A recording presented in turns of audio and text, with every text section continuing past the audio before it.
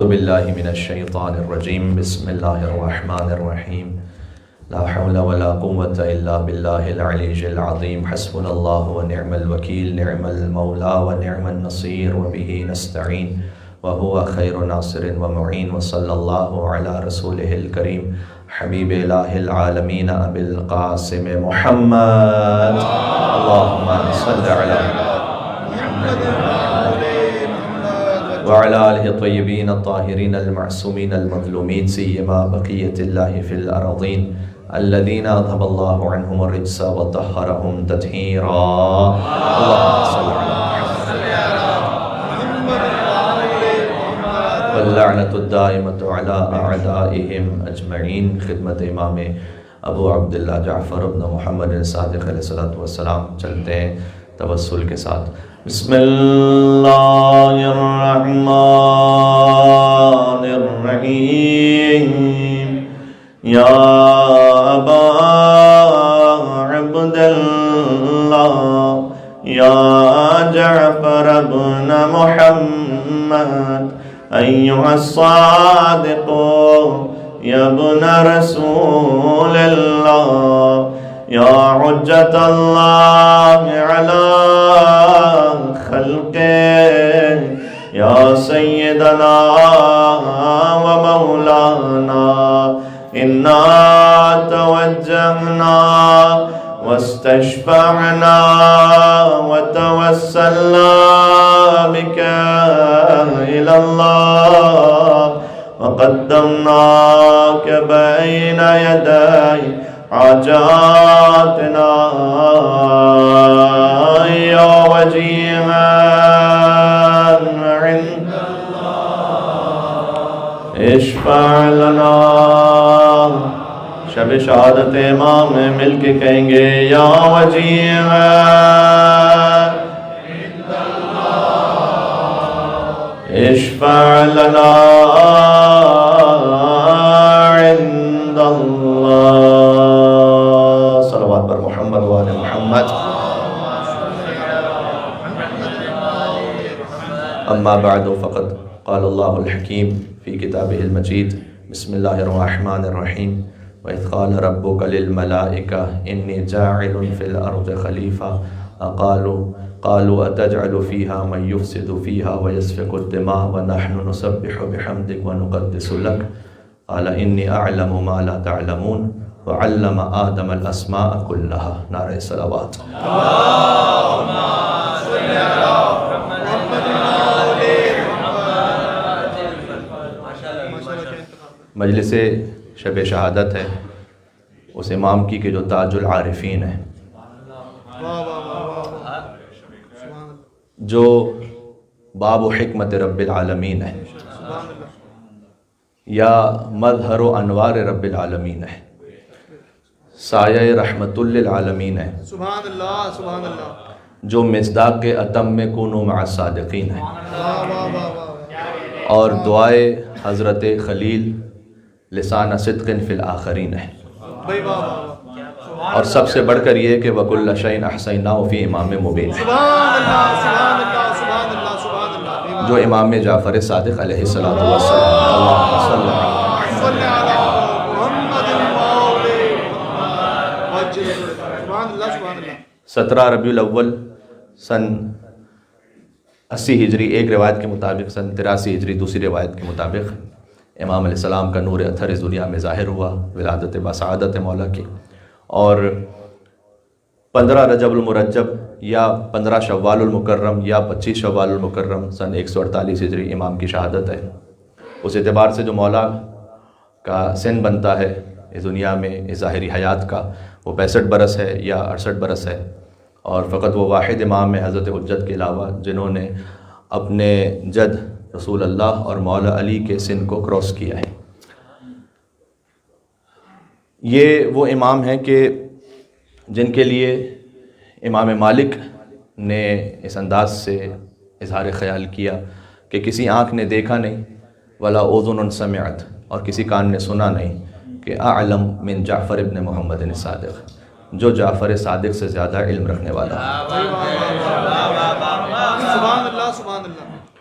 غور کیجئے گا ملائکہ کو یہ خیال تھا کہ خلافت کا حق اور استحقاق تسبیح اور تحمید سے ملتا ہے، اس لیے جب اللہ سبحانہ و تعالیٰ نے اعلان کیا کہ انی جاعل فی الارض خلیفہ، جو آیت پڑھی میں نے آپ کے سامنے سورہ بقرہ کی آیت نمبر 30، تو انہوں نے کہا کہ کیا تو اسے خلیفہ بنائے گا کہ جو زمین میں فساد کرے، جبکہ ہم تیری تسبیح کرتے ہیں وَنُقَدِّسُ لَكَ، اور تیری تقدیس، تیری پاکیزگی کو بیان کرتے ہیں۔ یعنی کہنا یہ چاہتے تھے کہ چونکہ ہم تسبیح کرتے ہیں لہٰذا ہم خلافت کے حقدار ہیں۔ اللہ عز و جل نے جواب دیا کہ انی اعلم ما لا تعلمون، جو میں جانتا ہوں وہ تم نہیں جانتے ہو۔ اور اگلی آیت میں فرمایا کہ وعلم آدم الاسماء کلہا، ہم نے آدم علیہ السلام کو خلافت اس لیے دی کہ ہم نے اسماء کا مکمل علم آدم کو عطا کیا۔ اللہ کے نزدیک خلافت کا معیار علم ہے، جس کا علم زیادہ ہے وہی خلافت کا حقدار ہے۔ اور یہاں بات دنیاوی خلافت کی نہیں ہو رہی، خلافت الہیہ کی ہو رہی ہے۔ مل کے اور صلوات بھیجیں نام امام جعفر صادق علیہ السلام، اللہم صلی علی محمد و علی محمد۔ سبحان اللہ سبحان اللہ۔ اور بھی تاریخ میں امام گزرے، اس وقت میں صحیح غلط پہ گفتگو نہیں کر رہا۔ امام بخاری انہیں بھی امام کہا جاتا ہے، امام مالک انہیں بھی امام کہا جاتا ہے، امام ابو حنیفہ انہیں بھی امام کہا جاتا ہے، امام قرطبی انہیں بھی امام کہا جاتا ہے، امام فخر الدین رازی انہیں بھی امام کہا جاتا ہے۔ لیکن امام فخر الدین رازی فقط تفسیر کے امام ہیں، حدیث کے نہیں۔ امام ذہبی حدیث کے امام ہیں، رجال کے نہیں یا فقہ کے نہیں۔ امام ابو حنیفہ، میں اس وقت صحیح غلط کی تو بات ہی نہیں کر رہا، امام ابو حنیفہ فقہ کے امام ہیں، حدیث اور تفسیر کے نہیں۔ تو اگر کسی کے ساتھ امام کا لفظ بھی لگا تو ایک مخصوص سبجیکٹ میں لگا، غور فرمائیے گا۔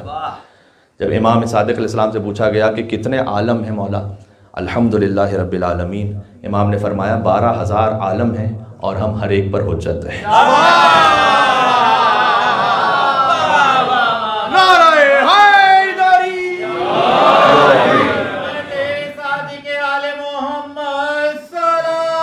اللہم صلی علی محمد وعلی محمد۔ سبحان اللہ سبحان اللہ۔ عرش سے فرش تک کوئی موضوع ایسا نہیں کہ جس کے امام صادق علیہ السلام امام نہ ہوں۔ تو یہاں آپ امام کے لفظ کو بقیہ جن الفاظ جن ہستیوں کے ساتھ امام کا لفظ استعمال ہوتا ہے اس کے ساتھ مکس نہ کیجیے گا۔ یہ امام کا لفظ کچھ اور ہے۔ امام جعفر صادق جب ہم کہتے ہیں تو یہ امام امام الائمہ ہے، ان تمام اماموں کے امام ہیں، ان تمام اماموں کے استاد ہیں۔ کیا بات ہے۔ اب گفتگو بہت ہے صادق آل محمد کی زندگی کے حوالے سے، 34 ایئرس سلسلہ امامت، جو زمانہ امامت ہے امام کا، اور واقعاً امام نے دین کو تحریف سے بچایا ہے، حفاظت فرمائی ہے۔ حفاظت کا مطلب کیا ہوتا ہے؟ دیکھیں، حفاظت کا مطلب ہر شے کی حفاظت اس کے اپنے حساب سے ہے۔ وہیکل کی حفاظت اس کے اپنے حساب سے ہے، گولڈ کی حفاظت اس کے اپنے حساب سے ہے۔ ہم کہتے ہیں اللہ تعالیٰ عزت کو محفوظ رکھے، عزت اور آبرو کی حفاظت اس کے اپنے حساب سے ہے۔ دین کی حفاظت کس اعتبار سے ہے؟ دین کی حفاظت یہ ہے کہ دین ہر قسم کی تحریف سے محفوظ رہے، جو اللہ نے کہا ہے وہ خالص ہم تک پہنچ جائے۔ اس حفاظت کرنے والے کے لیے جو اتنا خالص ہو کہ دین کی حقیقی روح کو، حقیقی اسپرٹ کو اور دین کے حقیقی مفہوم کو بغیر کسی کمی اور زیادتی کے بیان نہیں ہم تک پہنچاتے، اس کے لیے ایبسولوٹ انفیلیبلٹی کا ہونا ضروری ہے، عصمت مطلقہ کا ہونا ضروری ہے۔ لہٰذا امام علیہ السلام نے فرمایا کہ حدیثی حدیث و ابی، و حدیث و ابی حدیث و جدی، حدیث و جدی حدیث الحسین، حدیث الحسین حدیث الحسن، یہ کتاب الکافی کی پہلی جلد کی حدیث ہے۔ حدیث الحسن حدیث امیر المومنین، حدیث امیر المومنین حدیث رسول اللہ صلی اللہ علیہ وآلہ وسلم، و حدیث رسول اللہ صلی اللہ علیہ وآلہ وسلم قول اللہ عز و جل۔ میری حدیث میرے جد کی حدیث ہے، میری حدیث میرے بابا کی حدیث ہے، میرے بابا کی حدیث میرے جد کی حدیث ہے، میرے جد کی حدیث حسین علیہ السلام کی حدیث ہے، حسین علیہ السلام کی حدیث حسن علیہ السلام کی حدیث ہے، حسن علیہ السلام کی حدیث امیر المومنین کی حدیث ہے۔ یہ بھی ایک بڑی لطیف بات ہے، یہاں پر سب کے نام ذکر ہوئے سوائے علی بن ابی طالب، امیر المومنین کہہ کر امام نے انہیں یاد کروایا کہ حسن علیہ السلام کی حدیث امیر المومنین کی حدیث ہے، امیر المومنین کی حدیث رسول اللہ کی حدیث ہے، رسول اللہ کی حدیث اللہ سبحانہ و تعالیٰ کا قول ہے۔ جو کچھ آپ کو امام جعفر صادق علیہ السلام سے مل رہا ہے وہ در حقیقت قول خداوندی ہے، جو بلسان امام صادق علیہ السلام آپ تک پہنچ رہا ہے۔ بات ہو رہی ہے۔ لہٰذا حق تو یہ ہے کہ فقط ایک فرقے کا نام مذہب جعفری نہ ہو بلکہ پورا اسلام ہی منسوب ہو امام جعفر صادق علیہ السلام سے. حق یہ ہے.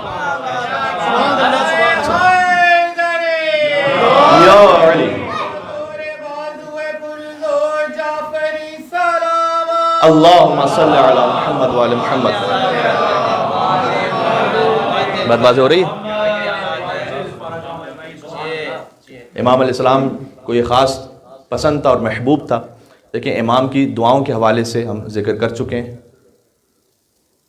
امام کی دعاؤں کے حوالے سے ہم ذکر کر چکے ہیں گزشتہ سالوں کی مجالس میں. امام علیہ السلام سے کون سی دعائیں پہنچی، کون سے معارف پہنچے. میں چاہتا ہوں کہ کچھ باتیں اور وہ بیان ہو جائیں جو اب تک بیان نہیں ہوئی ہیں. اچھا، عرض یہ ہے کہ امام علیہ السلام پوچھا کرتے تھے اپنے اصحاب سے کہ تجلسون و تحدثون، تم بیٹھتے اور ہماری حدیثوں کو بیان کرتے ہو کیا؟ انہوں نے کہا کہ ہاں مولا ہم آپ کی حدیثوں کو بیان کرتے ہیں. امام نے کہا انی احب تلک المجالس، جب تم بیٹھ کر ہماری حدیثوں کو بیان کرتے ہو تو میں ان مجالس سے محبت کرتا ہوں. سبحان اللہ سبحان اللہ. بات واضح ہو رہی ہے؟ یعنی توحید پروردگار کے معارف سے لے کر، نبوت کی شان و عظمت سے لے کر، امامت کے اسرار سے لے کر، قیامت کے حقائق سے لے کر، تفسیر قرآن وہ جو آپ کو اہل بیت کے در سے ملی ہے وہاں سے لے کر، وہ فقہی مسائل کے جو آپ کو اہل بیت کے در سے ملے ہیں اور مراجع کے ذریعے سے آپ تک پہنچے ہیں، ان تمام کو جس مجلس میں بیان کیا جائے امام علیہ السلام اس مجلس سے راضی ہیں اور خوش ہیں اس مجلس سے. وہ مجلس محبوب امام جعفر صادق علیہ السلام ہے وہ مجلس. تو غور فرمائیے گا. اور پھر امام علیہ السلام نے کیا ایکسپیکٹیشنز ہیں امام کی، آج تھوڑا سا پہلے اس پہ بات کرتے ہیں. ہم سے کیا ایکسپیکٹیشن ہے؟ ایک تو یہ کہ خود امام علیہ السلام کا تعلق اپنے چاہنے والوں کے ساتھ بہت زیادہ صمیمیت کے ساتھ ہے. بہت گہرا تعلق ہے امام کا. یعنی یونس ابن عبد الرحمن امام کے ساتھ سواری پر ہیں، وہ ایک الگ سواری پر، امام الگ سواری پر. امام کہتے ہیں ذرا جلدی جانا اور میرے گھر پر میرا ایک چاہنے والا جو میرے اہل بیت میں سے ہے، یہ امام نے فرمایا، اصل لفظ تو یہ فرمایا میرے اہل بیت میں سے ایک میرے گھر پر آنے والا، اس کا اہتمام کرنا. تو یونس بن عبد الرحمن کہتے ہیں کہ میں فوراً اپنی سواری کو دوڑا کے پہنچا امام جعفر صادق علیہ السلام کے گھر پر، اور میں امید یہ رکھتا تھا کہ سادات حسنی میں سے یا سادات حسینی میں سے کوئی امام کے اہل بیت میں سے جو ہوں گے وہ پہنچیں گے امام کے پاس. اور میں نے دیکھا کہ عیسیٰ بن عبداللہ قمی جو حتیٰ یہاں کے رہنے والے ہی نہیں تھے، وہ قم سے آئے تھے، امام کے خاندان سے بظاہر کوئی تعلق ہی نہیں، وہ آئے امام کے گھر پر. اور میں جب امام جعفر صادق علیہ السلام گھر پر پہنچے تو میں تعجب میں تھا. تو امام نے میرے تعجب کو دیکھا اور فرمایا کہ کیا تم یہ سمجھتے تھے کہ جب میں نے کہا کہ میرے اہل بیت میں سے تو وہ کیا ہمارے خاندان میں سے؟ کہا نہیں، ہمارا ہر وہ چاہنے والا.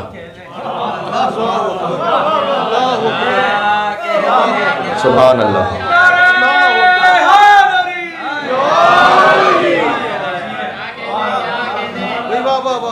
آپ اس تعلق کو غور فرما رہے ہیں؟ ہمارا ہر وہ چاہنے والا جو صحیح عقیدے کے ساتھ اور عمل میں کوشش کرتا ہے وہ ہم میں سے. یہ کتنا مقام بڑھا دیا اہل بیت کے چاہنے والوں کے امام نے. فرمایا تم فقط عام مسلمان نہیں ہو، تم اس منزل تک پہنچ سکتے ہو کہ امام علیہ السلام کہے کہ تم ہمارے اہل بیت میں سے ہو، ہمارے خاندان میں سے ہو. غور فرما رہے ہیں؟ واقعات تو اتنے امام کے تعلق ان کے چاہنے والوں کے ساتھ کے بیان کرتے چلے جائیے تو فجر تک بات ہوتی رہے. کہ امام سجاد آپ نے چوتھے امام کا لقب ہے، لیکن امام کے اصحاب میں سے بھی ایک صحابی ان کا لقب سجاد ہے، محمد ابن زیاد سجاد. تو کثرت سے سجدہ کرتے تھے، لہٰذا یہ وہ صحابی جن کا لقب سجاد ہے. تو باہر رہتے تھے امام سے، مدینہ میں نہیں رہتے تھے. مدینہ میں جب تشریف لائے تو امام نے دیکھا تو فرمایا کہ آنا ہمارے گھر طعام کے لیے. تو امام کے گھر پہنچے، ایک دن امام کی خدمت میں حاضر ہوئے، اگلے دن نہیں آ پائے یا نہیں آئے، عمدن نہیں آئے. امام نے پھر دیکھا، کہا کہ اگلے دن نہیں آئے. تو کہا مولا مجھے حیا اور شرم محسوس ہوئی کہ ایک بار میں آپ کی خدمت میں پہنچ گیا، اب دوسرے دن بھی آپ کے پاس آ جاؤں دسترخوان پر. امام نے کہا نہیں، میں امید رکھتا تھا کہ جب میں نے کہا تو تم آؤ گے میرے پاس، اور یہ بتلاؤ کہ کیا پسند ہے تمہیں، کھانے میں کیا پسند ہے. اب امام نے جب اس سے پوچھا تو اس نے کہا کہ مولا میں اگر دودھ گرم کر کے روٹی کے ساتھ وہ کھانا میری مرغوب غذا ہے. امام نے اپنے غلام سے کہا کہ دیکھو ہمارے پاس اس وقت کوئی گوشت ایسا نہیں کہ جس سے دودھ نکالا جا سکے، جاؤ خرید کے لے کر آؤ. اور اس سے کہا کہ جب تک مدینہ میں ہو آنا میرے پاس اور میرے ساتھ بیٹھ کے کھانا کھانا، اور تمہاری پسند کی غذا یہاں تیار کی جائے گی. تو وہ تصور جو ایک امامت کا ہے نا، جس میں ایک ہیبت و جلالت یقیناً ہے، لیکن اس کے ساتھ ساتھ یہ جو رفاقت کا تصور ہے، آپ کو امام علیہ السلام اور ان کے چاہنے والوں اور اصحاب میں نظر آئے گا. بات واضح ہو رہی ہے؟ عبداللہ ابن ابی یافور، اچھا جہاں کہیں کسی سے کوئی اشتباہ ہوا، امام علیہ السلام نے اس کو تنبیہ بھی کی. عبداللہ ابن ابی یافور امام کے وہ صحابی ہیں کہ امام نے کہا کہ زیر آسمان کوئی ہے ہی نہیں ایسا جو مجھے عبداللہ ابن ابی یافور سے زیادہ محبوب ہو. تو امام کے سر تسلیم محض رہنے والے صحابی. لیکن بہرحال ایک، کیونکہ معصوم تو نہیں ہے اس لیے معصوم تو 14 ہیں، تو امام علیہ السلام نے اصلاح بھی فرمائی. کب؟ اور کیجئے گا، ایک شدید مرض میں مبتلا ہوئے اور طبیب نے یہ کہا کہ اب تو آپ کو روزانہ 1 گلاس کم از کم شراب، نعوذ باللہ من ذالک، وہ پینا ہوگی. تو جا کر کچھ درد دل، کیونکہ دل کے مرض میں مبتلا تھے، اس کا علاج ہو سکتا ہے. اور ایک بار شاید امام تک ظاہر ہے کہ حاضری بار بار ممکن نہیں ہوتی تھی، تو پوچھ نہیں پائے باقاعدہ مولا سے، اور یہ تصور کرتے ہوئے کہ چونکہ میں شدید درد میں مبتلا ہوں تو جائز ہوگا یہ کام. اور تھوڑا سا دل کا درد کم بھی محسوس ہوا تو امام کے پاس جب آئے اور فرمایا کہ مولا وہ طبیب نے مجھ سے کہا تھا اور میں نے وہ پی لیا اس لیے کہ وہ شدید دل کا درد تھا. امام علیہ السلام نے کہا کہ اے عبداللہ ابن ابی یافور، اللہ نے حرام میں شفا نہیں رکھی ہے.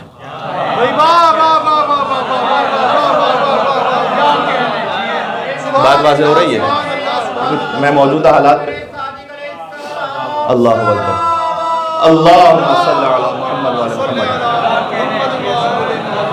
سبحان اللہ سبحان اللہ سبحان اللہ سبحان اللہ. اللہ نے حرام میں شفا نہیں رکھی ہے. اب ذرا سوال سنیے گا. عبداللہ ابن ابی یافور نے کہا کہ مولا وہ ایک بار میں نے استعمال کر لیا، آپ سے پوچھا نہیں تھا، تو اس سے میرے دل کا درد کچھ کم ہو گیا. لیکن کبھی ایسا ہو سکتا ہے نا زندگی میں، پریکٹیکلی ایسا ہو سکتا ہے. امام علیہ السلام نے جانتے کیا جواب دیا؟ امام نے کہا عبداللہ ابن ابی یافور وہ شفا نہیں تھی، وہ شیطان کا وسوسہ ہے تجھے.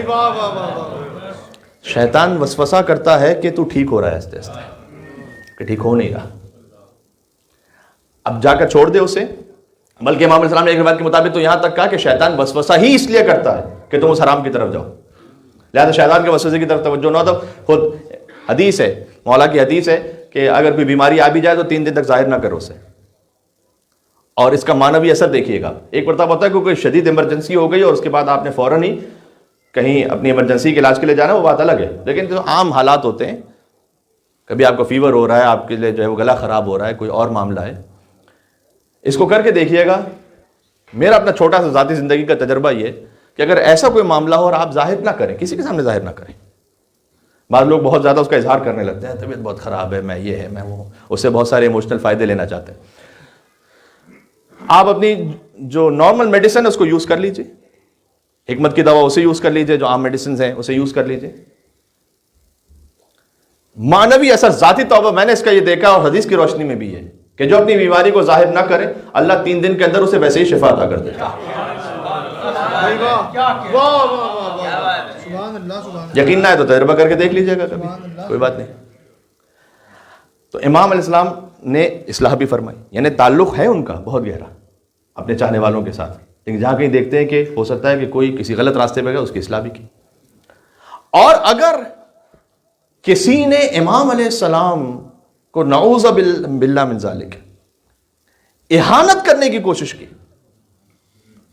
تو پھر امام علیہ السلام نے اپنی قدرت امامت کو ظاہر بھی فرمایا.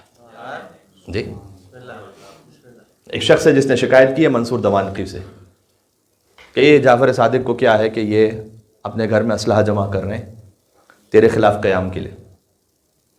اچھا، اب یہ بھی ایک بڑا لطیف اور دلچسپ ٹاپک ہے کہ امام علیہ السلام کیوں قیام نہیں کرتے.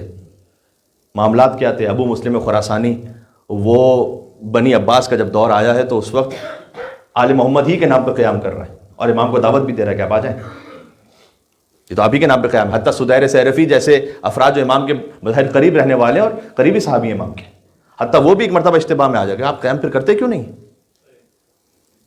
امام نے کہا کہ وہ جو شخص ہے، بلکہ ابو مسلم خراسانی کو خط لکھا امام نے اور اس کو جواب دیا کہ انت رجالی ولا الزمان زمانی، نہ ہی تم ان مردوں میں سے ہو کہ جو اہل بیت کے چاہنے والے ہیں، اور نہیں یہ زمانہ قیام کا زمانہ ہے. اللہ حافظ. فجر کی نماز واجب ہے یا نہیں؟ تو ابھی پڑھیں، پڑھ لیں جماعت کے ساتھ. یہ تو بدعت ہو جائے گی. کیوں بدعت ہو جائے گی؟ واجب تو ہے، وقت نہیں ہے. قیام کا جو وقت ہے اس موقع پر قیام ہوگا. لہذا امام نے کہا کہ میں ہر ایک کو ہمارا چاہنے والا نہ سمجھ لیا کرو.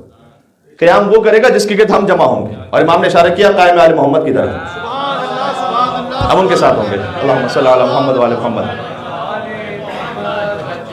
تو ایک تو خیر ایک بہت بڑا لطیف موضوع ہے کہ قیام اور امام جعفر صادق علیہ السلام، کیونکہ بنی امیہ کا ڈاؤن فال ہے، بنی عباس آ رہے ہیں، اور بنی عباس آ رہے ہیں آل محمد کا نام لے کر.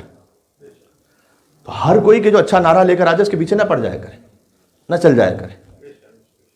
آپ نے یہ دیکھنا ہوتا ہے کہ اللہ کی حجت کس کے ساتھ ہے اور اللہ کی حجت کا حکم کیا ہے. بات واضح ہو رہی. تو منصور دوانکی کو شکایتیں تو جاتی تھیں. تو منصور دوانکی کو شکایت گئی کہ یہ قیام کر رہے ہیں، اسلحہ جمع کر رہے ہیں. منصور دوانکی نے امام کو بغداد بلایا. اچھا، امام کی زندگی کا ایک عرصہ کوفہ کے اطراف میں گزرا ہے. یہ جو مدرسہ ہے نا جہاں 4000 شاگرد ہیں، وہ مسجد کوفہ ہے. مسجد کوفہ کی وسعت آپ نے دیکھی بھی. راویوں کا بیان یہ ہے کہ مسجد کوفہ میں جب زمانے امام صادق علیہ السلام میں جاتے تھے تو ہم دیکھتے تھے کہ 900 حلقے بھی اگر بنے ہو نا، افراد نہیں حلقے، 900 حلقے بھی بنے ہو نا، تو ہر حلقے سے یہی صدا آتی تھی حدثنا جعفر ابن محمد نے صادق. یہ حدیث رسول ہم سے بیان کی ہے جعفر ابن محمد نے صادق 900 حلقوں سے. یہ ہے یونیورسٹی امام جعفر صادق علیہ السلام کی. بات واضح ہو رہی ہے. تو امام ہے وہاں کوفہ کے قریب. امام کو طلب کر لیا منصور نے، اور جب منصور نے بلایا امام کو، ذرا غور کیجیے گا، گفتگو طولانی نہیں ہے. منصور کا وزیر ہے ساتھ میں، ربی اس کا نام ہے. اس نے کہا کہ آج تو مجھے یقین ہو گیا کہ منصور شہید کر دے گا امام جعفر صادق علیہ السلام کو. اگرچہ کہ وہ ربی وہ خود بھی شیعہ نہیں ہے، لیکن وہ کہتے ہیں میرے دل میں خوف آیا. تو اس وقت دربار کی کیفیت یہ تھی.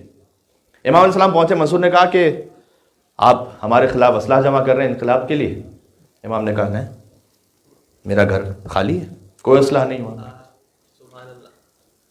منصور نے کہا یہ تو شکایت کر رہا ہے آپ کی. اچھا، یہاں تک بات ہوتی ہے نا تو پھر بات کچھ اور ہے. اس نے امام کی توہین کرنا چاہی. اس شخص نے کہا کہ میں نے دیکھا ہے کہ صادق علی محمد اپنے گھر میں اسلحہ جمع کی ہے، میں نے خود دیکھا ہے. امام نے کہا کیا تو واقعاً کہتا ہے کہ تو نے خود دیکھا ہے؟ کہتا ہے کہ ہاں. امام نے کہا قسم کھا سکتا ہے اس پر؟ اس نے کہا قسم کھانے سے کیا ہو جائے گا. امام نے کہا وہ قسم کہ جو میں تجھے بتلاؤں وہ کھائے گا. اور یاد رکھا اگر تو نے وہ جھوٹی قسم کھائی تو اسی وقت ذلت کی موت مر جائے گا. کہتے کہیے قسم کھا لوں گا. امام نے کہا ایسے قسم کھا کہ اگر میں جھوٹ بول رہا ہوں تو برئت من اللہ و قوتہ والتجعت الی حولی و قوتی. میں اللہ کی قوت سے نکل کر، یعنی اللہ کی قدرت و طاقت سے نکل کر، اللہ کے رحم و کرم سے نکل کر، التجعت بحولی و قوتی، اپنی قوت و طاقت میں آ گیا. یہ چھوٹی سی بات لگتی ہے نا ہمیں، بات تو بڑی چھوٹی سی لگتی ہے. میں اس روایت کا آخر عرض کرتا ہوں آپ سے، اور ایک پیغام بھی اس میں مل کے صلوات بھیجیے گا محمد و آل محمد صلی اللہ علیہ وسلم.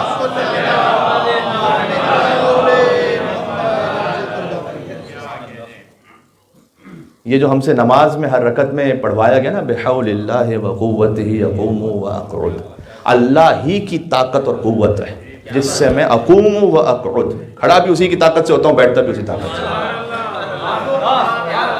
ترجمہ یہ ہے اس کا، یہ معمولی بات نہیں ہے. اب میں آپ سے عرض کر دوں، چلیں 3 جگہ اللہ سبحانہ و تعالیٰ نے قرآن میں جمیعاً کا لفظ استعمال کیا ہے اپنی ایک صفت کے ساتھ. یعنی یہ جو صفت ہے نا یہ ہے ہی مکمل اللہ کے پاس. بس ویسے تو ساری کائنات ہی اللہ کی ہے، لیکن خاص ان صفات کے ساتھ 3 ایسی صفتیں اللہ کی جمیعا. سورہ یونس میں فرمایا ان العزت للہ جمیعا، یاد رکھیے گا. سورہ بقرہ میں فرمایا ان القوت للہ جمیعا. سورہ رعد میں فرمایا للہ المکر جمیعا. ساری عزت جمیعا وہ سب کی سب اللہ کے پاس ہے. یاد رکھنا یہ عزت کہیں اور سے نہیں ملے گی، ملے گی در امام صادق علیہ السلام سے جو باب اللہ ہے. ساری عزتیں اللہ کے پاس ہے. جمیعہ کا لفظ 3 مرتبہ قرآن میں اس طرح سے استعمال ہوا ہے. بات واضح. ساری طاقتیں اللہ کے پاس ہیں، طاقت کہیں اور سے نہیں ملے گی. للہ المکر جمیعہ، ساری تدبیریں اللہ کے پاس ہیں. عزت اللہ کے پاس، قوت اللہ کے پاس، تدبیر اللہ کے پاس جمیعہ. یہ بات ذہن میں رکھیے گا. کوئی آپ سے آپ کی عزت کو لے نہیں سکتا. اللہ کے پاس ہے عزت. آپ اللہ کے راستے پر ہیں، کوئی آپ سے آپ کی عزت لے نہیں سکتا. اب میں کیونکہ مجلس جس امام کی ہے، میں انہی امام کی مثالیں دوں. امام ایک سرائے میں جو مہمان خانہ ہوتا تھا اس میں مقیم تھے، ایک اور شخص بھی ساتھ میں تھا. امام علیہ السلام جب وہاں سے جانے لگے تو وہ دوڑتا ہوا، سواری دوڑاتا ہوا پیچھے سے آیا تھا اور امام سے کہتا تھا کہ آپ نے وہ فلاں درہم و دینار میں رکھے ہوئے تھے، وہ آپ کے پاس ہے. اب امام علیہ السلام کی اہانت کرنا چاہتا ہے. عزت ساری اللہ کے پاس ہے. امام علیہ السلام نے وہ کہا اچھا بتا کتنا ہے، وہ کتنی رقم ہے. اس نے کہا کہ یہ درہم یہ دینار تھے. امام نے اپنے غلام سے کہا ذرا دے دو اسے. لے کر چلا گیا. کچھ عرصے بعد اسے احساس ہوا کہ یہ امام علیہ السلام نے نہیں لیے تھے، کسی اور نے لیے تھے. تو آیا امام کے پاس وہ سب درہم دینار لے کر. اے فرد رسول گستاخی ہو گئی، میں نے آپ کی بڑی توہین کرنا چاہیے وہاں پر، وہ تو کسی اور نے لیا تھا، یہ میں واپس کرنے آیا ہوں. امام نے کہا کہ ہم خاندان بنی ہاشم میں سے جو ایک بار دے دیتے ہیں واپس نہیں لیا کرتے ہیں. سبحان اللہ سبحان اللہ سبحان اللہ. بات واضح ہو رہی ہے. سبحان اللہ سبحان اللہ. اچھا اب اگر کوئی اس طرح سے آیا ہے آپ کے پاس کہ اس کا حق نہیں ہے، اگر آپ کی استطاعت میں ہے، یہ میں فقط مالی طور پر بات نہیں کر رہا، میں ہر حوالے سے بات کر رہا ہوں، استطاعت میں دے دیں. آپ نے اللہ کی خاطر دیا ہے، آپ کی عزت کو اللہ بچائے گا. یاد رکھیے گا یہ بات واضح. ساری عزتیں اللہ کے پاس ہیں، ساری قوتیں اللہ کے پاس ہیں، ساری تدبیریں اللہ کے پاس ہیں. بات ختم کر رہا ہوں میں. امام نے کہا کہ اگر یہ کہہ سکتا ہے اور قسم کھا سکتا تو قسم کھا لے کہ میں نکل گیا اللہ کے حول و قوت سے اور آگے اپنی حول و قوت میں. ویسے نہیں ہے کہ ختمی مرتبت آنکھوں سے آنسو بہا بہا کر کہتے تھے کہ اللہم لا تکلنی طرفت عینی علی نفسی ابدا، پروردگار مجھے پلک جھپکنے کے برابر بھی تو اپنے حال پہ نہ چھوڑنا، اپنی رحمت میں رکھنا. کائنات کے نبی یہ فرماتے تھے. جیسے اس نے یہ کہا جو امام نے کہا تھا، وہیں تڑپتا ہوا کسی جانور کی طرح تڑپتا ہوا گرا اور مر گیا. تو امام نے اپنا اقتدار بھی دکھلایا اور اپنی رفاقت کا بھی اظہار فرمایا. بات واضح ہو گئی. اور ایک اور بہت اہم کام جو امام کی زندگی میں آپ کو جا بجا نظر آئے گا، وہ ہے بالخصوص جوانوں اور وہ لوگ کہ جو ابھی اسلام کے قریب آئے ہیں اور عقائد میں اتنے پختہ نہیں ہیں، ان کے عقائد کو واضح کرنا، بالخصوص توحید کے معاملے میں. اچھا ابن ابی لیبجہ اپنے زمانے کا سب سے نامور ایتھسٹ ہے جو امام کے زمانے میں. آج کے زمانے کا ریچرڈ ڈاکن سمجھ لیں اسے. پڑھا لکھا ہے، بہت اچھی بحث کرنا جانتا ہے. اچھا ابن ابی لیبجہ نے امام سے کئی بحث کی ہیں، لیکن اس کا جملہ ایک بڑا لطیف ہے تاریخ میں. اس نے کہا کہ ان کان فی ہذہ الدنیا، غور کیجیے گا، روحانی یتجسد اذا شاء ظاہرا ویتروح اذا شاء باطنا فهو ھذا. اس کا میں ترجمہ کرتا ہوں آپ کی خدمت میں. اگر اس دنیا میں کوئی ایسی روحانی ہستی ہو کہ یتجسد، جسد سے، یتجسد اذا شاء ظاہرا، جب اس کی مشیت میں ہو تو کسی جسد میں ظاہر ہو جائے، ویتروح اذا شاء باطنا، اور جب اس کی مشیت میں ہو تو اپنی روح کے ساتھ باطن ہو جائے، فهو ھذا، تو وہ جعفر ابن محمد نے صادق ہے. وہ یہ ہے، یہ جملہ پہنچا اب تک.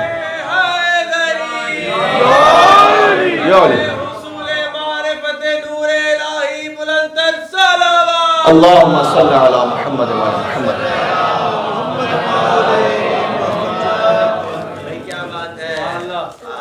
اگر اس دنیا میں کوئی ایسی ہستی ہے کہ جب اس کی مشیت میں ہو تو جسد میں ظاہر ہو جائے اور مشیت میں ہو تو روح میں باطن ہو جائے، فهو ھذا، تو وہ یہ ہے.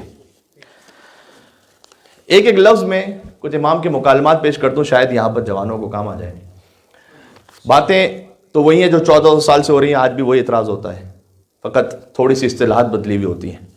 امام علیہ السلام نے کبھی جعد بن درہم آیا امام کے پاس، دیکھیے آج کا یہ اعتراض ہے یا نہیں، اور اس نے خاک اور گل کو ملا کر کوئی ایسا کام کیا کہ چھوٹے چھوٹے حشرات الارض پیدا ہو گئے. ہوتا ہے کیمیکل ری ایکشن سے، کہتے ہیں آج یہ جو پوری کائنات کا نظام ہے وہ کچھ ری ایکشنز ہی پر چل رہا ہے. تو اس ری ایکشن کا نتیجہ تھا کہ کچھ کیڑے پیدا ہو گئے، اور کہنے لگا کہ میں خالق ہوں ان کا. اچھا اس کو خود خالق ماننے والے بن بھی گئے. اب جب اللہ ماننے والے ایسے ہو جائیں تو خلیفہ ماننے والوں سے کیا شکوہ کیا؟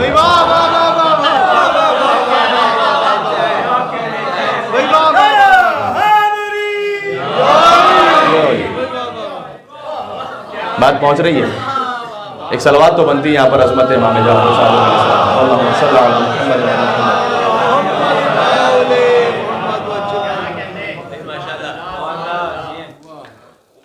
امام علیہ السلام کے پاس وہ آیا، کہتا ہے کہ ان کیڑوں کا خالق تو میں ہوں، میں نے خلق کیا ہے. اس ری ایکشن سے، اس کیمیائی ری ایکشن سے جو خلقت ہوئی وہ تو میں نے کی ہے. امام نے کہا اگر تو ان کا خالق ہے تو یہ بتا کہ ان میں سے نر کتنے اور مادہ کتنے ہیں. اگر خالق ہے تو جو مشرق میں جا رہے ہیں اسے مغرب کی طرف موڑ دے، جو مغرب میں جا رہے ہیں اسے مشرق کی طرف موڑ دے. یہ بات ذہن میں رکھیے گا. جب آپ کہتے ہیں کہ یہی نیچر ہی خالق ہے، اگر نیچر سے مراد آپ گاڈ لیتے ہیں کہ ایک طاقت ہے ایسی کہ جو واجب الوجود ہے، اسے کوئی سپرسیڈ نہیں کر سکتا، تو پھر تو میں کہتا ہوں کہ ہمارا آپ کا اختلاف لفظی ہے. فقط آپ جسے نیچر کہتے ہیں اسے گاڈ کہتے ہیں، جھگڑنے کی ضرورت نہیں ہے. بات تو صفات پر ہے نا، لیکن آپ کہتے ہیں کہ کہیں کوئی طاقت نہیں ہے ایسی، اور یہی نظام ہی خالق ہے اور اسی سے ہی سلسلہ آگے بڑھ رہا ہے. تو جو بھی کوئی ان کا خالق ہے وہ مشرق والوں کو مغرب کی طرف موڑ سکتا ہے، مغرب والوں کو مشرق کی طرف موڑ سکتا ہے. اس نے کہا کہ یہ تو ممکن نہیں ہے مجھ سے. امام نے اپنا اشارہ فرمایا دست مبارک سے، نر الگ ہو گئے، مادہ الگ ہو گئے.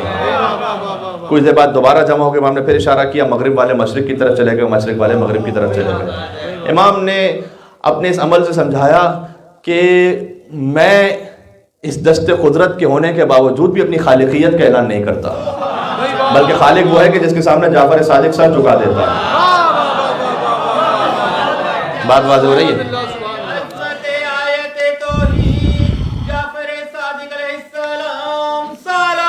اللہم صلی علی محمد وعلی محمد.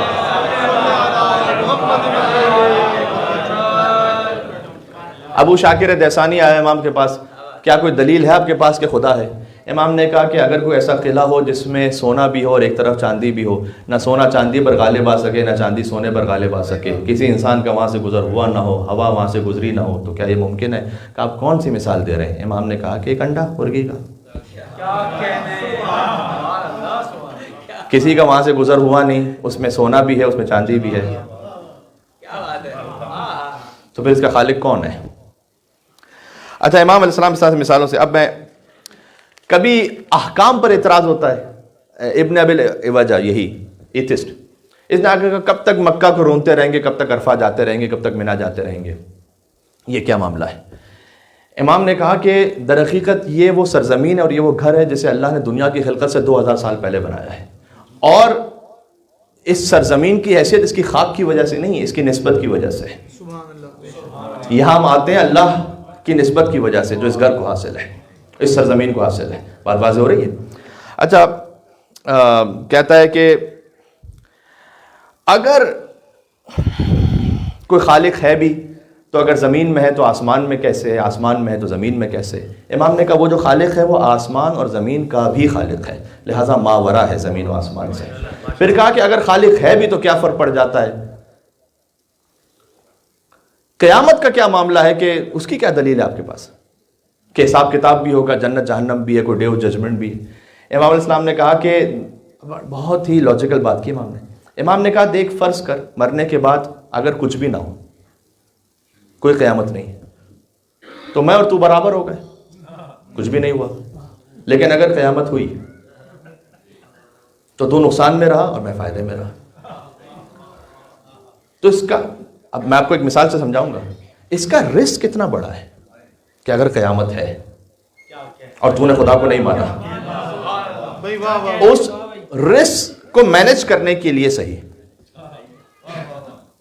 واجب ہے کہ تو یقین نہ بھی رکھتا ہو قیامت پر تو ان باتوں پر عمل کر لے سمجھتے ہوئے کہ اگر قیامت ہوئی تو کیا ہوگا. مولانا صاحب یہ کیا بات ہوئی؟ آپ ایک جگہ سے گزر رہے ہیں, آپ سگنل کراس کر جائیں ریڈ سگنل پر, تو اس سے کتنا چانس ہے کہ آپ گزر جائیں گے اور کوئی ایکسیڈنٹ نہیں ہوگا؟ شاید 100 میں سے 99 ٹائمز شاید نہ ہو. رسک ہے 1%.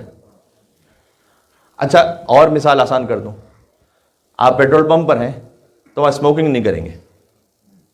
کیوں نہیں کریں گے بھائی؟ کتنے پرسنٹ چانس ہے کہ اسموکنگ کر رہے ہیں تو یہاں آگ لگ جائے گی؟ 0.1%. تو 0.1% پر جہاں 1000 میں سے 1 مرتبہ کام ہونے والا ہے, 999 کو روک کے رکھا ہوا ہے. کبھی بات یہ ہے کہ رسک کا تعلق اس کے پروسیس سے نہیں ہوتا, اس کے امپیکٹ سے ہوتا ہے. ایسا ہی ہے نا, اگر یہ ہو گیا تو کتنا بڑا امپیکٹ ہے. امام علیہ السلام نے کہا اگر نہیں ہوا تو اور میں برابر ہے, اگر ہو گیا تو. بات واضح ہو رہی ہے؟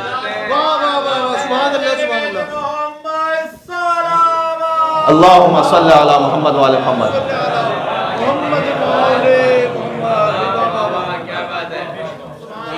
یا اللہ سبحانہ و تعالیٰ نے حجاب کے معاملات کو بھی اسی طرح سے رکھا ہے. اللہ مرد کی خلقت کو بھی جانتا ہے, عورت کی خلقت کو بھی جانتا ہے, اور مرد کی نیت کو بھی جانتا ہے. میں بڑے خلوص کے ساتھ آپ سے, اپنی تمام ماؤں بہنوں سے عرض کر رہا ہوں کہ چاہے کوئی کتنا ہی آپ کے سامنے کنہیں الفاظ کے ساتھ بہت سویٹ بن کر بات کر رہا ہوں کہ میری کوئی بری نیت نہیں, لیکن اللہ سبحانہ و تعالیٰ جانتا ہے, کیونکہ آپ اس کی خالق نہیں ہیں, اللہ اس کا خالق ہے.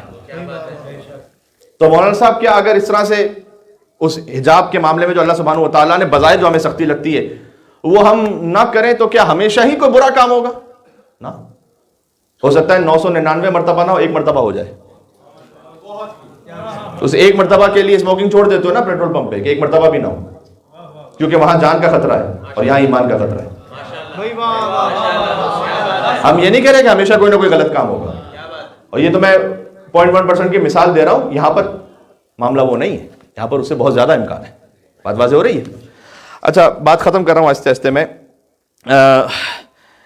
پھر اس نے آگے سوال کیا کہ اگر قیامت ہے بھی تو آپ یہ کہتے ہیں کہ اللہ عذاب دے گا ایک شخص کو تو بار بار عذاب دے گا, ایک کھال جو ہے وہ جل جائے گی, دوسری کھال آئے گی. اس کا مطلب ہے کہ جس کھال سے اس نے جرم کیا وہ تو جل گئی ہے, تو پھر جو دوسری کھال آ رہی ہے اس نے تو جرم کیا نہیں. میں نے کہا نا ایتھسٹ ہے اور فلاسفر ہے, تو پھر اس دوسری کھال کا کیا قصور ہے؟ امام نے کہا کہ دوسری کھال نہیں آئے گی. اس کی مثال ایسی ہے کہ جیسے ایک اینٹ ہے, اسی اینٹ کو پگھلا کر دوسری اینٹ بنا دی جائے تو وہی اینٹ ہے. بات واضح ہے؟ کھال وہی ہے. یہ اللہ کا نظام ہے کہ وہ بار بار اس کی جرم کی شدت کی وجہ سے اسی کھال کو بار بار ریپیئر کرتا رہے گا. سادہ الفاظ میں کہ اچھا اگر موت آتی ہے تو پھر خاص ایک مرض رکھ دیتا کوئی اللہ کہ جس میں موت آ جائے. یہ اتنے سارے کیوں مرض اللہ نے خلق کیے؟ کا بات یہ ہے کہ اگر ایک ہی مرض رکھتا تو پھر انسان کو یہ پتا ہوتا کہ اگر میں اس مرض میں جاؤں گا تو موت آ جائے گی. اللہ تعالیٰ نے چاہا ہے کہ موت کو چھپا کر رکھے تاکہ انسان ہر وقت اللہ کی یاد میں رہے.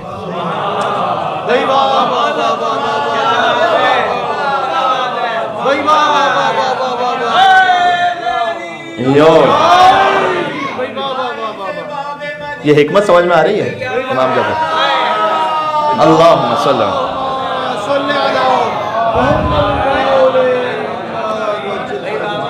سبحان اللہ سبحان اللہ. پھر ابن ابی لیجا نے پوچھا کہ اگر اللہ کی خلقت وہ اپنی قدرت میں کامل ہے تو اس نے ایسا کیوں خلق کیا کہ بچے کی دنیا میں ولادت ہو اس کے بعد اس کا ختنہ کیا جائے, سرکمسیشن؟ اگر اس کی ضرورت نہیں تھی تو پہلے ہی اللہ نہ عطا کرتا. اور پھر امام علیہ السلام نے جواب دیا کہ اس کی مثال ایسی ہے کہ اللہ نے بال بھی عطا کیے, ناخن بھی عطا کیے ہیں, وہ ناف بھی عطا کی کہ جس کے ساتھ بچہ جڑا ہوتا ہے, بعد میں آ کر دنیا میں کرتی ہیں, اس لیے کہ وہاں ضرورت ہے, اب یہاں ضرورت نہیں ہے. سبحان اللہ سبحان اللہ سبحان اللہ. اور اللہ سبحانہ و تعالیٰ نے اس کا معنوی پہلو, ہر ایک چیز کا فقط سائنٹیفک پہلو نہیں ہے, معنوی پہلو بھی اللہ سبحانہ و تعالیٰ نے احساس دلانا چاہے کہ تم آئے ہو تو کتنے کثیف آئے ہو اس دنیا میں, تم آئے ہو تو تمہاری حقیقت حیثیت کیا ہے. اور پھر کیا کہنا, امام نے فرمایا کہ اس خاطر ہے کہ اللہ نے جنہیں اپنی حجت بنایا ہے, اب میں وہ لفظ استعمال کر رہا ہوں، مختون بھیجا ہے اللہ سبحانہ و تعالیٰ نے انہیں آ کر اس کام کی ضرورت نہیں ہوتی یہاں پر، پہلے سے پاک کر کے بھیجا ہے۔ اچھا تو اے جعفر صادق، یہ اگر اللہ اتنا حکمت والا ہے تو اس نے شراب جیسی لذیذ غذا کو حرام کیوں کیا ہے؟ امام سے پوچھا گیا۔ امام نے کہا کہ شراب کو اللہ نے اس لیے حرام کیا ہے کہ جب کوئی شراب پی لے نعوذ باللہ من ذالک تو اسے تمیز نہیں رہتی اپنی محرم اور نامحرم خواتین میں۔ بات واضح ہے کہ نہیں؟ ایسا ہے یا نہیں؟ اچھا اس پورے سلسلے کو آپ دیکھ لیجئے، یزید اپنی محرم عورتوں سے نعوذ باللہ من ذالک بدکاری کرنے والا، عبد الملک بن مروان شراب کے نشے میں کنیز سے تعلق جوڑ کر اپنی کنیز کو نماز کے لیے بھجوانے والا، بعد میں ولید اور ان جیسے لوگ اپنی مردہ کنیز سے زنا کرنے والے شراب کے نشے میں۔ امام نے کہا کہ تمیز نہیں رہتی، تو اس نے کہا کہ اگر شراب کا یہ معاملہ ہے تو پھر ذبیحے کو کیوں رکھا اللہ نے؟ گوشت تو کم از کم حلال کر دیتا، چاہے کسی بھی طریقے سے مارا جائے۔ امام نے کہا کہ اس کی بھی ایک طبی وجہ ہے، ایک معنوی وجہ ہے۔ طبی وجہ ہے، میڈیکل ریزن یہ ہے کہ جب ذبیحہ ہو جائے شرعی تو وہ خون نکل جاتا ہے کہ جو مضر صحت ہو اس گوشت کے لیے۔ آج کی دنیا میں نہ لے کر آئیے گا کہ ہم تو فیکٹری میں جا کر اس کو کیمیکلز یا اس کو اتنا برن کر کے ان سب چیزوں کو ختم کر دیں گے۔ دین آفاقی دین ہے، آج یہ ساری فیکٹریاں ہر جگہ موجود بھی نہیں ہیں اور یہ آج بنی ہیں۔ امام علیہ السلام نے کہا کہ اس کی میڈیکل ریزن یہ ہے کہ جب وہ خون نکل جائے تو وہ خون جو مضر صحت تھا وہ نکل گیا جانور کے جسم سے۔ اللہ نے اس طریقے سے انسان صحت کا خیال رکھا اپنے بندے کی، اور کہا پھر وہ خون کو کیوں نہیں حلال کیا؟ امام نے جواب دیا اس لیے کہ اگر خون کو حلال کر دیتا اللہ تو اس خون کے استعمال سے جسم میں بو پیدا ہوتی اور سنگ دلی پیدا ہوتی، لہذا اللہ نے اسے حرام کیا۔ اور پھر امام نے فرمایا اس کی معنوی وجہ یہ ہے کہ جب تم ذبیحہ پر اللہ کا نام لیتے ہو تو وہ جو غذا کھا رہے ہوتے وہ اللہ سے منسوب ہو جاتی ہے۔ وجہ سمجھ میں آ رہی ہے؟ پھر کہا کہ اگر جنت جہنم ہے ہی تو پھر اہل بہشت کا غذا کا فضلہ کہاں ہے؟ امام نے کہا وہ غذا اتنی لطیف ہے کہ وہ پسینے کی صورت میں باہر آ جائے گی۔ کہا اس کی کوئی مثال ہے؟ امام نے کہا شکم مادر میں ایک بچہ ہے جو کھاتا بھی ہے پیتا بھی ہے لیکن جسے کسی فضلے کی ضرورت نہیں محسوس ہوتی۔ کہا اچھا اگر وہاں حوریں اللہ عطا کرے گا تو یہ کیسے ممکن ہے کہ 70 لباس بھی ہوں پھر بھی اس کا بدن نظر آ رہا ہو؟ امام نے کہا اگر بہت صاف اور شفاف پانی ہو دنیا میں، وہ پانی میں اس حدیث کے اعتبار سے استعمال کر رہا ہوں، وہ سی تھرو ہوتا ہے، آپ اسے دیکھ سکتے ہیں۔ امام نے کہا جنت کے لباس کی مثال حوروں کے لیے یہی ہے۔ پھر کہا کہ یہ کیا بات ہے کہ آپ اگر اولاد فاطمہ میں سے ہیں تو آپ کو بڑا ناز ہے اپنے اوپر۔ بس سن لینا، میں بات ختم کر رہا ہوں۔ امام نے کہا کیا یہی ناز کم ہے کہ اور تو ہمارے خاندان میں آنا چاہتے ہیں، ہم کسی اور کے خاندان میں جانا نہیں چاہتے ہیں۔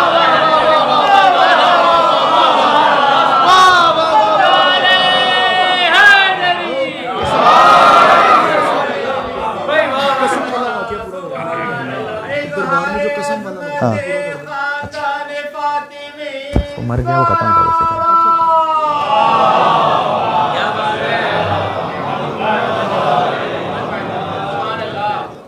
یہ علم کا بحر بے قرار سمجھ میں آ رہا ہے آپ کو؟ امید ہے کچھ باتیں ایسی ہوں گی جو کہیں نہ کہیں ہمارے ڈاؤٹس کو بھی کلیئر کریں۔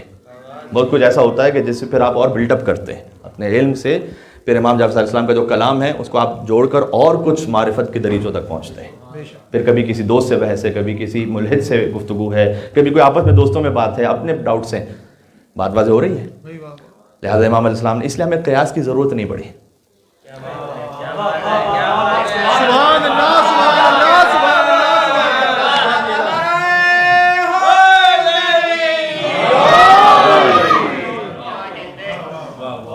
ہمیں قیاس کی ضرورت پڑی نہیں، بلکہ امام علیہ السلام نے کہا ان دین اللہ لا یصاب بالعقول الناقصہ، دیکھو اللہ کا جو دین ہے نا تمہاری ناقص عقلوں سے طے نہیں ہوگا، خبردار یہ کام نہ کرنا۔ امام نے فرمایا، جب ابو حنیفہ نے بھی آ کر، امام ابو حنیفہ انہوں نے آ کر یہ کہا کہ امام نے کہا کیا کرتے ہو دین کو حاصل کرنے کے لیے؟ کہا بے کتاب اللہ سے فتویٰ دیتا ہوں۔ امام نے کہا کہ اس میں نہ ملے تو؟ یہ نہیں کہا نہ ہو تو، کہا نہ ملے تو؟ امام نے جب یہ پوچھا تو کہا کہ بے سنت نبی ہے، سنت نبی سے فتویٰ دیتا ہوں۔ امام نے کہا اس میں بھی نہ ملے تو؟ پھر قیاس سے فتویٰ دیتا ہوں۔ امام نے کہا اگر قیاس سے فتویٰ دیتے ہو تو یہ بتاؤ کہ ہر ماہ چند ایام ایسے آتے ہیں کہ جس میں خاتون کے لیے نماز اور روزہ دونوں معاف ہیں، جب وہ ایام گزر جاتے ہیں تو اگر رمضان کے روزوں کے درمیان وہ ایام ہیں تو بعد میں روزوں کی قضا ہوتی ہے، نماز کی قضا نہیں ہوتی، جبکہ نماز افضل ہے روزے سے۔ نماز افضل ہے یا روزہ افضل ہے؟ نماز افضل ہے۔ کہ فرزند رسول یہ تو نہیں معلوم مجھے۔ امام نے کہا یہی وجہ ہے کہ ہم کہہ رہے ہیں کہ قیاس سے دین حل نہیں ہوگا۔ امام نے کہا اس کی وجہ یہ ہے کہ یہ ایام ہر ماہ آتے ہیں، اگر ہر ماہ عورت پر یہ پابندی لگا دی جائے کہ وہ نماز کی قضا کرے تو اس دن جب وہ قضا کر رہی ہوگی اس دن کی نمازیں بھی پڑھے، اور ہر ماہ 6 یا 7 دن کی مزید نمازیں پڑھے، جبکہ اس پر امور خانہ داری بھی رکھے اللہ نے، اس کے لیے بڑا سخت ہے۔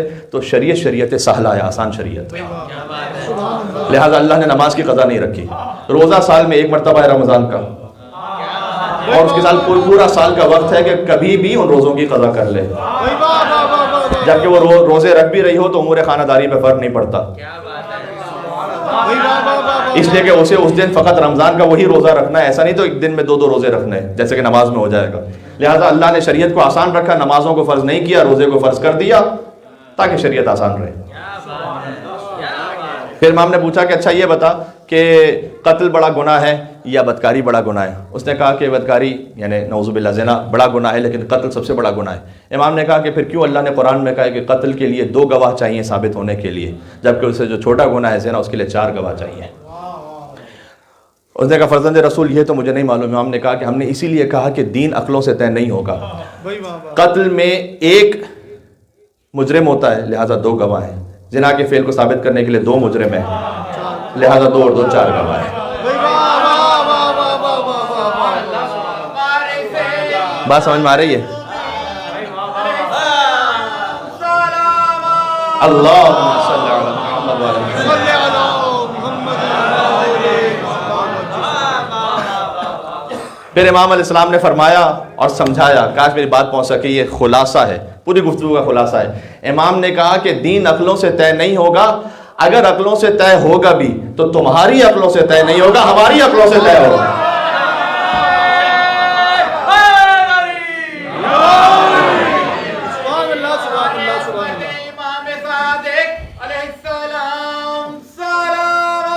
اللہم صلی علی محمد وعلی محمد۔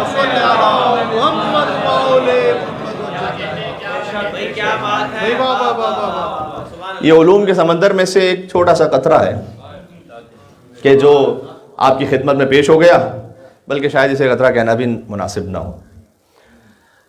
امام علیہ السلام نے کہا کہ لو کنت بین موسیٰ والخضر، اگر میں ہوتا نا موسیٰ اور خضر کے ساتھ تو میں انہیں بتلاتا کہ میں ان دونوں سے عالم ہوں، اس لیے کہ انہیں ما کان کا علم عطا ہوا ہے، ہمیں ما یکون کا بھی عطا ہوا ہے، یعنی انہیں جو گزر چکا ہے اس کا علم عطا ہوا ہے، ہمیں جو آنے والا ہے اس کا بھی عطا ہوا ہے۔ تو راوی نے پوچھا کہ آنے والا کب تک ہے؟ امام نے کہا حتی تقوم الساعہ، جب تک قیامت آئے گی۔ بات واضح ہو رہی ہے؟ تو فخر کریں کہ آپ جعفری ہیں۔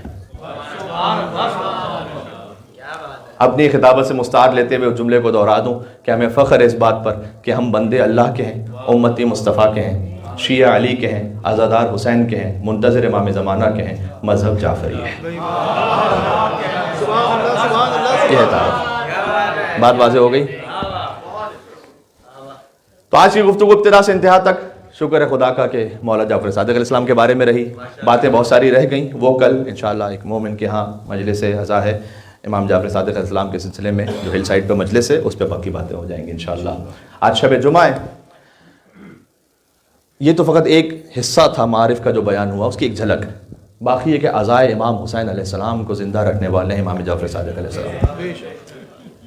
زیارت عاشورہ کا بھی تعلیم فرمائیں اور کہیں کہ میرے جد کو ایسے سلام کرو کہ السلام علیک ابا عبداللہ وعلی الارواح التي حلت بفنائک۔ ابا عبداللہ حسین پر سلام اور ان ارواح پر بھی سلام جو حسین کے آستانے پر فنا ہو گئے۔ یا اللہ، کبھی امام زیارت وارثہ تعلیم فرمائیں، کبھی ابو ہارون سے کہیں کہ اگر ایک آنسو بہاؤ تو اگر میرے جد کے لیے تم نے آنسو بہایا ایک شعر پڑھا اور 10 لوگ رو گئے تو ان سب پر جنت ہے۔ پھر امام نے کہا کہ اگر 10 نہ رو پائیں 5 رو پائیں تو ان سب پر جنت ہے۔ پھر امام نے کہا کہ پڑھنے والا روئے اور سننے والا روئے تو ان پر جنت ہے۔ پھر امام نے کہا کہ اگر کوئی اتنا رو جائے کہ مغز کے پر کے برابر اس کی آنکھوں میں آنسو آئیں، کانا اجرہ علی اللہ، اس کا ثواب اللہ کے ذمے ہے اور اللہ راضی نہیں ہوگا جب تک کہ اسے جنت نہ دے دے۔ یا اللہ، یہ امام جعفر صادق علیہ السلام، امام کے گھر کو بھی جلایا گیا۔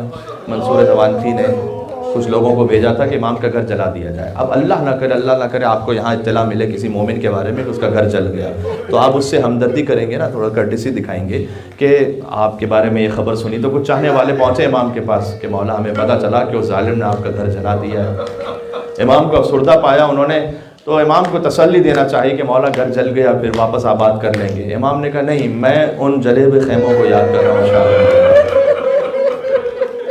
جب دختران علی ابن ابی طالب بکھر گئی تھی شام غریبہ۔ یا اللہ، ایسے کہ جیسے تسبیح کے دانے ٹوٹ جائے اور بکھر جاتے ہیں، ویسے علی و فاطمہ کی بیٹیاں بیابان میں بکھر گئی تھیں۔ امام علیہ السلام، ایک روایت میں نے اپنے استاد سے سنی تھی، کتاب میں نہیں دیکھ پایا لیکن قم کے ایک استاد سے سنی تھی کہ جب کسی نے آ کر امام سے کہا کہ مولا اگر اللہ تعالیٰ کسی کو بیٹا عطا کرے تو اس کے بعد اس کے لیے سب سے خوشی کا موقع کون سا ہوتا ہے؟ امام نے کہا کہ اگر اس کا بیٹا قد و قامت میں جوان ہو جائے اور باپ کے برابر قد ہو جائے تو باپ جب اس کے قد و قامت کو دیکھتا ہے تو اس کے دل میں بڑی خوشی اور سکون محسوس ہوتا ہے۔ اس نے کہا کہ مولا سب سے بڑا غم کا موقع کون سا ہوتا ہے؟ تو کہتا ہے امام نے جواب نہیں دیا بلکہ کربلا کا رخ کر کے کہا ہائے مظلوم حسین، السلام علیکہ یا ابا عبداللہ، اے میرے جد حسین آپ پر سلام ہو۔ پھر اس سے کہا کہ سب سے سخت موقع یہ ہوتا ہے کہ بوڑھا باپ ہو اور جوان کا لاشا ہو۔ جب امام جعفر صادق کی شہادت ہوئی ہے تو امام موسی کاظم وہ 20 برس کے تھے۔ 128 ہجری میں امام موسی کاظم کی ولادت ہے، 148 میں امام جعفر صادق السلام کی شہادت ہے۔ 20 برس کا سن تھا۔ مجھے نہیں معلوم کہ جوان بیٹا 20 برس کا ہو اور بوڑھے باپ کا لاشا ہو، وہ اٹھانا زیادہ سخت ہے، یا 18 برس کے جوان کا لاشا ہو اور بوڑھا باپ ہو۔ ہائے ہائے، آج شب جمعہ بھی ہے، ذرا سوچو کہ جب آپ جاتے ہیں کربلا، ہم جاتے ہیں کربلا، کتنی رقت کے ساتھ ہم کہتے ہیں السلام علیکہ ابا عبداللہ، کتنی رقت کے ساتھ نکلتا ہے زبان سے جب حسین کے گنبد کو دیکھتے ہیں، السلام علیکہ وارث آدم صفوت اللہ، یا وارث نوح نبی اللہ، یا وارث ابراہیم خلیل اللہ۔ سوچو جب حسین کے سب سے بڑے عزادار مولا جعفر صادق علیہ السلام جاتے ہوں گے تو قبر حسین کو دیکھ کر کیسے تڑپ کے کہتے ہوں گے السلام علیکہ یا وارث۔ اس کے بعد کہا فقط حسین کی زیارت نہ پڑھو، آؤ میرے چچا عباس کی قبر پر۔ مولا عباس کی جو زیارت ہے وہ تعلیم کرتا ہے امام جعفر صادق علیہ السلام ہے، کہا آؤ میرے چچا ابوالفضل اور سلام کرو، السلام علیکم ابن اول القوم اسلاما واقدمہم ایمانا واقومہم ایمانا واحوتہم علی الاسلام۔ ایسے سلام کرو میرے چچا ابوالفضل عباس کو، السلام علیکم ایھا العبد الصالح المطیع للہ ولرسولہ کہہ کر سلام کرو میرے چچا ابوالفضل عباس علیہ السلام کو۔ تو یہ وہ روایات ہیں جو آپ کو کثرت سے ملیں گی۔ شیخ صدوق نے روایت لکھی ہے کہ امام نے جب، علماء اس کو اس طرح تعبیر کرتے ہیں کہ مدینہ والے محرم کا چاند آسمان پر نہیں دیکھتے تھے، جعفر صادق علیہ السلام کے گھر سے اتنے گریے کی آواز بلند ہوتی تھی کہ لوگ سمجھ جاتے تھے کہ حسین کا مہینہ آ گیا ہے۔ لہٰذا امام علیہ السلام نے ایک مرثیہ پڑھنے والا جو امام کے پاس تھا، امام نے کہا کہ تو میرے جد کا مرثیہ پڑھ، لیکن پھر ایک پردہ آویزہ کر دیا۔ اس پردے کے پیچھے سے شہزادیاں سید زادیاں تشریف فرما تھیں اور امام کے سامنے اس نے پڑھنا شروع کیا تو اتنا روئے امام علیہ السلام کہ اس نے روک دیا اور امام کو دیکھنے لگا کہ میں جاری رکھوں یا نہ رکھوں۔ اس نے کہا مولا آپ اتنا شدت سے رو رہے ہیں، میں پڑھوں آگے یا نہ پڑھوں؟ امام نے کہا میں اسی خاطر تو کہہ رہا ہوں کہ تو پڑھتا جا تاکہ میں شدت سے اپنے جد حسین پر روتا جاؤں۔ اور پھر پردے کے پیچھے سے سیدانیوں کے گریے کی آواز بلند ہوئی۔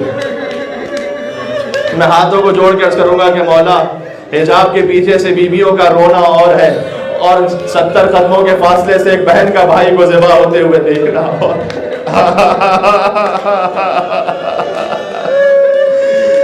عزیزوں بس میں نے بات تمام کر دی۔ میں نے روایت پڑھی تھی، دعائے کمل پڑھتے ہوئے روایت پڑھی تھی کہ امام ہی کی روایت ہے کہ تم میری دادی کا جلال قیامت میں دیکھو گے کہ کس شان سے میری دادی آئیں گی اور اپنے چاہنے والوں کے لیے شفاعت کا اہتمام فرمائیں گی۔ عزیزوں 5 مرتبہ امام جعفر صادق علیہ السلام کو قتل کرنے کی کوشش کی گئی ہے، یہ تاریخ میں لکھا ہوا ہے۔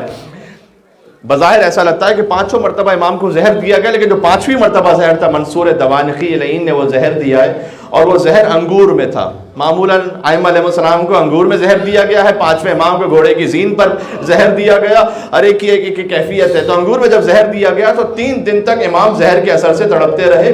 پہلے دن سے دوسرے دن کی کیفیت بدل گئی، تیسرے دن کی کیفیت مزید بدل گئی۔ پہلے دن امام علیہ السلام چل پاتے تھے، دوسرے دن چل نہیں پاتے تھے کہیں، تیسرے دن وہیں اپنے بستر پر آخری سانسوں کو لیتے ہوئے امام علیہ السلام نے اپنی زوجہ حمیدہ بربریہ کو بلایا اور کہا میرے سارے اہل خانوں کو جمع کر دو۔ جب سب جمع ہو گئے امام علیہ السلام نے فرمایا کہ یاد رکھنا لا تنال شفاعتنا من استخف بالصلاۃ، ہماری شفاعت اسے نہیں ملے گی کہ جو نماز کو حقیر اور خفیف سمجھنے والا ہے۔ یہ امام علیہ السلام کے آخری الفاظ تھے۔ میں شہادت کی منزل پر آنے سے پہلے ایک جملہ اور کہتا ہوں، اور وہ جملہ یہ ہے کہ جب امام کو گھر پہ آگ لگائی گئی اور منصور دوانقی کے سپاہی آئے تو امام کو پیدل چلایا انہوں نے، امامہ نہیں پہننے دیا، پیروں پہ نالین نہیں پہننے دیے، وہ گھوڑے پہ تھے، کہتے تھے ہمارے ساتھ دوڑتے جاؤ۔ اور وہ کیفیت ایسی تھی کہ امام علیہ السلام نے کہا پروردگار کیا میں ناقہ صالح کے برابر بھی حرمت نہیں رکھتا ہوں کہ یہ مجھے اس طرح سے چلا رہے ہیں۔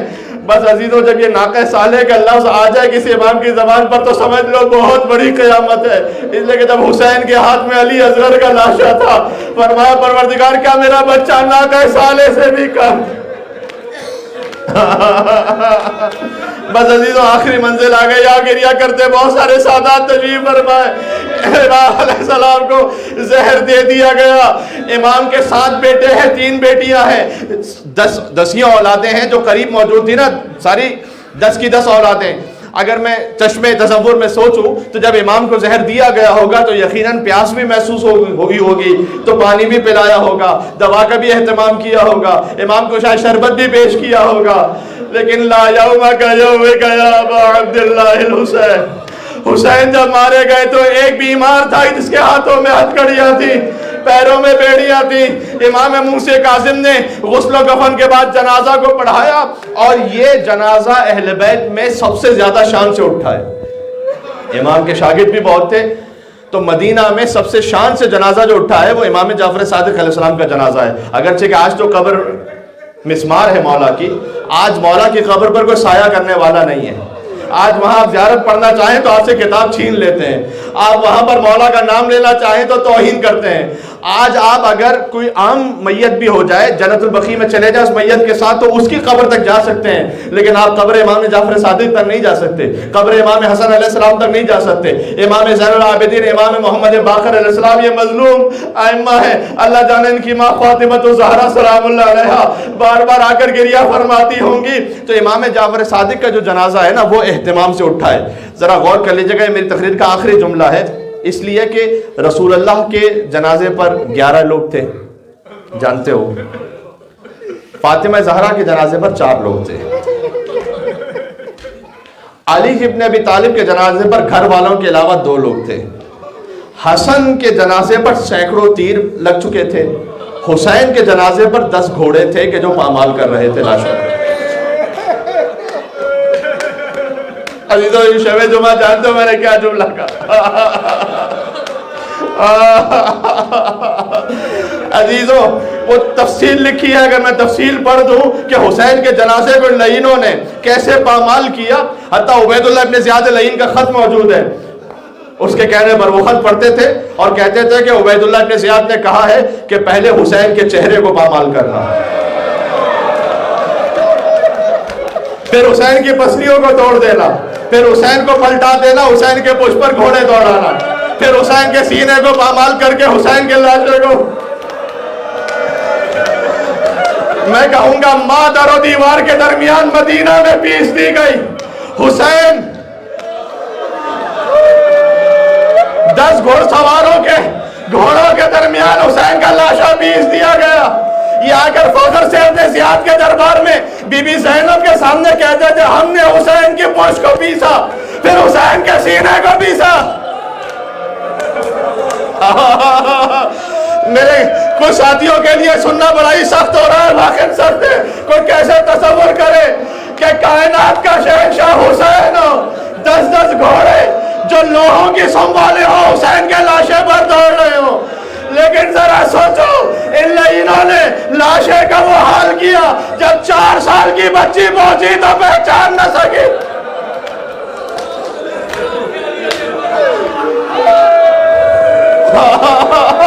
4 سال کی بچی پہنچی تو پہچان نہ سکی. میں نے حسین کا ذکر اس لیے کیا کہ خود امام کا حکم ہے اے شبیب جب بھی رونا ہے تو حسین پر ضرور رو لینا.